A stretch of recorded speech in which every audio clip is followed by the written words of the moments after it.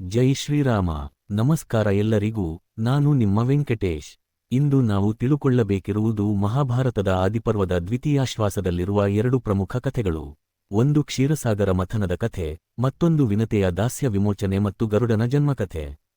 ಮೊದಲು ಕ್ಷೀರಸಾಗರ ಮಥನದ ಬಗ್ಗೆ ತಿಳಿದುಕೊಳ್ಳೋಣ. ಹೀಗೆ ದೇವತೆಗಳು ಮತ್ತು ದಾನವರು ವಾಸುಕಿಯನ್ನು ಕಬ್ಬಿಣದ ಹಗ್ಗವಾಗಿ ಮಾಡಿಕೊಂಡು, ಮಂದರ ಪರ್ವತವನ್ನು ಕಬ್ಬಿಣದ ಕಂಬವಾಗಿ ಮಾಡಿಕೊಂಡು, ಹಾಲಿನ ಸಮುದ್ರವನ್ನು ಮಥಿಸಲು ಆರಂಭಿಸಿದರು. ಮೊದಲಿಗೆ ಭಯಾನಕವಾದ ಹಾಲಾಹಲ ವಿಷವು ಹೊರಬಂತು. ಆ ವಿಷವನ್ನು ಶಂಕರ ದೇವರು ಪಾನಮಾಡಿ ಲೋಕಗಳನ್ನು ರಕ್ಷಿಸಿದರು.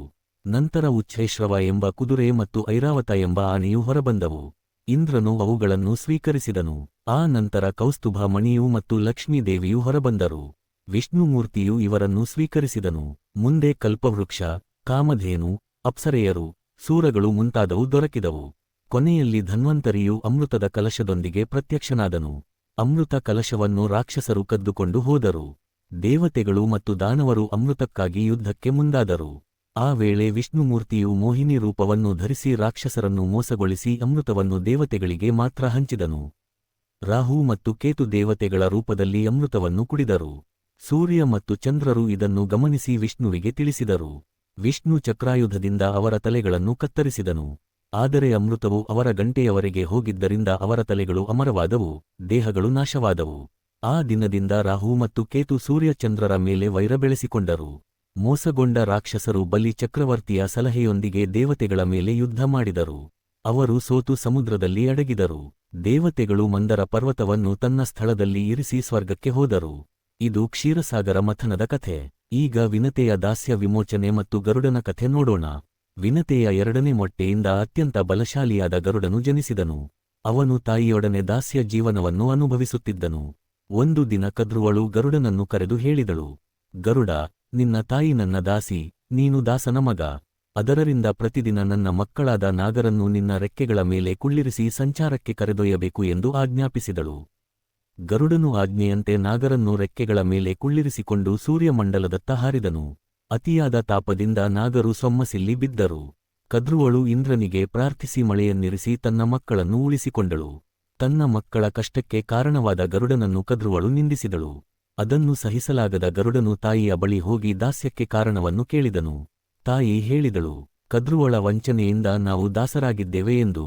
ಗರುಡನು ತಾಯಿಯ ವಿಮೋಚನೆಗಾಗಿ ನಿರ್ಧರಿಸಿದನು. ಕದ್ರುವಳನ್ನು ಕೇಳಿದನು, ದಾಸ್ಯದಿಂದ ವಿಮೋಚನೆ ಪಡೆಯಲು ನಾನು ಏನು ಮಾಡಬೇಕು ಎಂದು. ಕದ್ರುವಳು ಹೇಳಿದಳು, ನನ್ನ ಮಕ್ಕಳಿಗೆ ಅಮೃತವನ್ನು ತಂದುಕೊಟ್ಟರೆ ನೀವು ಮುಕ್ತರಾಗುತ್ತೀರಿ ಎಂದು. ಗರುಡನು ಅಮೃತವನ್ನು ತರಲು ಹೊರಟನು. ಮಧ್ಯದಲ್ಲಿ ಅವನಿಗೆ ಭಾರೀ ಹಸಿವು ಬಂತು. ಅವನು ತಂದೆ ಕಶ್ಯಪನ ಬಳಿ ಹೋಗಿ ಹಸಿವು ತಣಿಸಲು ಹೇಳಿದನು. ಕಶ್ಯಪನು ಹೇಳಿದನು, ಕುಮಾರ, ವಿಭಾವಸು ಮತ್ತು ಸುಪ್ರತೀಕ ಎಂಬ ಇಬ್ಬರು ಸಹೋದರರು ಇದ್ದಾರೆ. ಅವರು ಪರಸ್ಪರ ಶಾಪ ಕೊಟ್ಟು ಒಬ್ಬನು ಆನೆ, ಮತ್ತೊಬ್ಬನು ಆಮೆಯಾಗಿದ್ದಾರೆ. ನೀನು ಅವರನ್ನೇ ಹಿಡಿದು ತಿನ್ನು, ಹಸಿವು ತಣಿಯುತ್ತದೆ ಎಂದು. ಗರುಡನು ಸಂತೋಷದಿಂದ ವಿಭಾವಸು ಆನೆಯನ್ನು ಮತ್ತು ಸುಪ್ರತೀಕ ಆಮೆಯನ್ನು ಹಿಡಿದು ರೋಹಣ ವೃಕ್ಷದ ಮೇಲೆ ಕುಳಿತನು. ಆ ಭಾರದಿಂದ ಕೊಂಬೆ ಮುರಿದು ಬಿದ್ದಿತು. ಆ ಕೊಂಬೆಯ ಮೇಲೆ ತಪಸ್ಸು ಮಾಡುತ್ತಿದ್ದ ಮುನಿಗಳನ್ನು ಕಂಡು ಅವರು ಬೀಳಬಹುದೆಂದು ಭಯಪಟ್ಟು ಕೊಂಬೆಯನ್ನು ಹಿಡಿದು ತಂದೆಯ ಬಳಿ ಹೋದನು. ಕಶ್ಯಪನು ಮುನಿಗಳಿಗೆ ಹಿಮಾಲಯಕ್ಕೆ ತೆರಳಿ ತಪಸ್ಸು ಮಾಡಲು ವಿನಂತಿಸಿದನು. ಮುನಿಗಳು ಒಪ್ಪಿ ಹೋದರು. ನಂತರ ಗರುಡನು ಆಹಾರವನ್ನು ಭುಂಜಿಸಿ ದೇವಲೋಕಕ್ಕೆ ಹೋದನು. ಅಲ್ಲಿ ಅಮೃತದ ರಕ್ಷಕರನ್ನು ಸೋಲಿಸಿ ಕಲಶವನ್ನು ಹಿಡಿದು ಹಾರುತ್ತಿದ್ದನು. ಆ ಸಮಯದಲ್ಲಿ ವಿಷ್ಣುಮೂರ್ತಿಯು ಪ್ರತ್ಯಕ್ಷನಾಗಿ ಗರುಡನಿಗೆ ಮೆಚ್ಚುಗೆಯನ್ನು ವ್ಯಕ್ತಪಡಿಸಿ ಕೇಳಿದನು, ಗರುಡ, ನಿನಗೆ ಯಾವ ವರ ಬೇಕು ಎಂದು.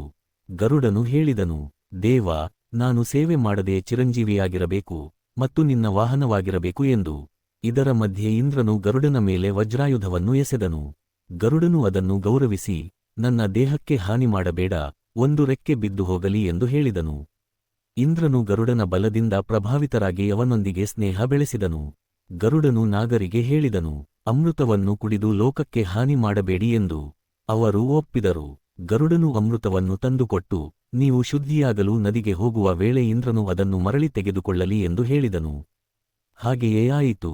ಗರುಡನು ತಾಯಿಯೊಂದಿಗೆ ದಾಸ್ಯದಿಂದ ವಿಮೋಚನೆ ಹೊಂದಿದನು. ನಾಗರು ನದಿಯಲ್ಲಿ ಸ್ನಾನಕ್ಕೆ ಹೋದಾಗ ಇಂದ್ರನು ಅಮೃತವನ್ನು ಕದ್ದುಕೊಂಡು ಹೋದನು. ನಾಗರು ಅಮೃತ ಇಟ್ಟಿದ್ದ ದರ್ಭಗಳನ್ನು ನಾಕಿದರು. ಅದರಿಂದ ಅವರ ನಾಲಿಗೆಗಳು ಎರಡಾಗಿ ಚಿದಿದುವು. ಆ ದಿನದಿಂದ ನಾಗರು ದ್ವಿಜಿಹ್ವಿಗಳು ಆಗಿದರು. ಅಮೃತದ ಸ್ಪರ್ಶದಿಂದ ದರ್ಭಗಳು ಪವಿತ್ರವಾದವು. ಇದು ಕಂಡ ಆದಿಶೇಷನು ತಾಯಿಯ ಮೇಲೂ ಸಹೋದರರ ಮೇಲೂ ಅಸಹ್ಯದಿಂದ ಅವರನ್ನು ಬಿಟ್ಟು ಬ್ರಹ್ಮನ ತಪಸ್ಸು ಮಾಡಿದನು. ಬ್ರಹ್ಮನು ಅವನ ಸತ್ಯನಿಷ್ಠೆಗೆ ಮೆಚ್ಚಿ ಭೂಭಾರದ ಹೊರೆ ಹೊರುವ ಕಾರ್ಯವನ್ನು ಆದಿಶೇಷನಿಗೆ ನೀಡಿದನು. ಇದು ವಿನತೆಯ ದಾಸ್ಯ ವಿಮೋಚನೆ ಮತ್ತು ಗರುಡನ ಮಹಾಸಾಹಸ ಕಥೆ. ಜೈ ಶ್ರೀರಾಮ.